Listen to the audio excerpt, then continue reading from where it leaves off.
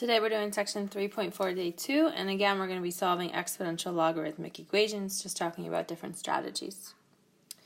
So for this first equation, notice this almost kind of resembles a quadratic equation, so we are going to do some factoring.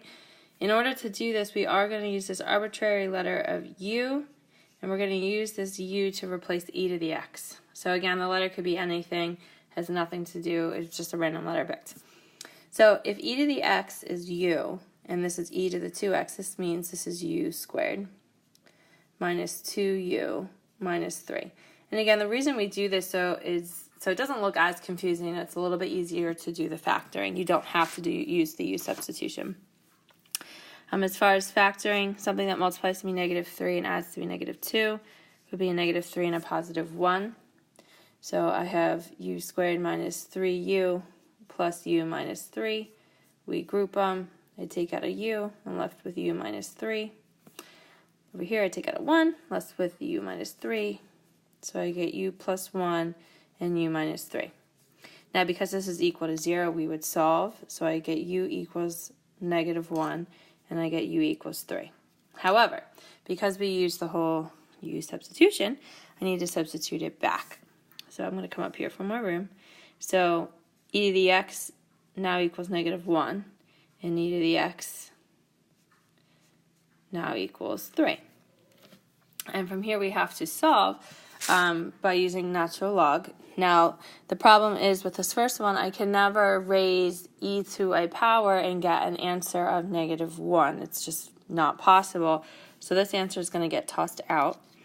Over here, I'll put it in log form. So natural log of e of 3 equals x. We use the calculator, and I get x equals 1.099.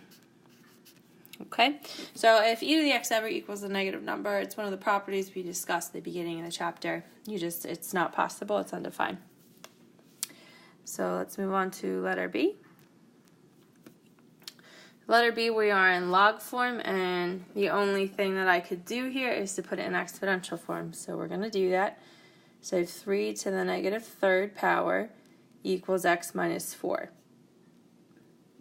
So 3 to the negative third power just says I'm going to send the exponent to the denominator. So this becomes 1 over 3 to the third, which we know is 1 over 27. And that equals x minus 4. I'm going to add the 4 over, and we would say x equals 4 and 1 over 27. Now the reason that this one, so some students might say, oh, well this is a negative number, how can you do that?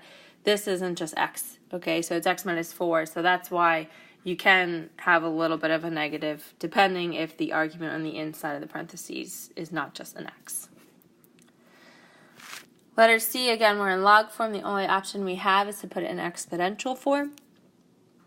Remember our base is e there, so I have e to the first equals the square root of x plus 4. So I would want to square both sides to get rid of that square root. And when I have a power raised to power, I multiply them, so this will become e squared equals x plus 4. You would use the calculator, you would type e to the second power, and you get 7.389 equals x plus 4. And I'm going to subtract this 4 over, so x equals 3.389. And lastly, letter D. Again, we're in log form. I'm going to put it in exponential form. The only thing that's different about this problem is that I have 2 logs. So I'm going to have to condense them, which is something we learned earlier in the chapter. So when I condense them, I have 1 log with a base of 2, and we're going to be multiplying these arguments. So it'll become x times the quantity of x minus 7 equals 3. So I can distribute this in, and it'll become x squared minus 7x. Now, common mistake is that students kind of disregard the log base 2 and they'll just say x squared minus 7x equals 3. Not true.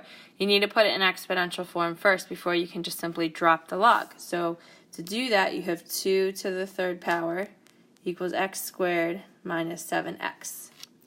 This is 8. I'm going to subtract that 8 over to get it equal to 0. And we're going to factor, so factors of negative 8 that add to be negative 7. This is negative 8 and 1.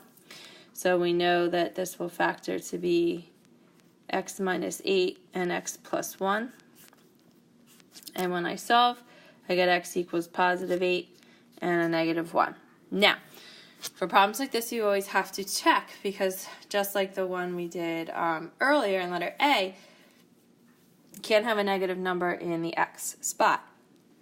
So if I did a little quick check, if I did this, I'd have log base 2 of a negative 1. So I can never raise 2 to a power and get an answer of negative 1, so it doesn't make sense. So the negative 1 gets tossed out. The 8 would work here, and over here I'd have 8 minus 7, which is a positive 1. So it's not a negative number, so we're still in the clear for that. So the only answer we get is that x equals 8 for this one. All right, that's all for today.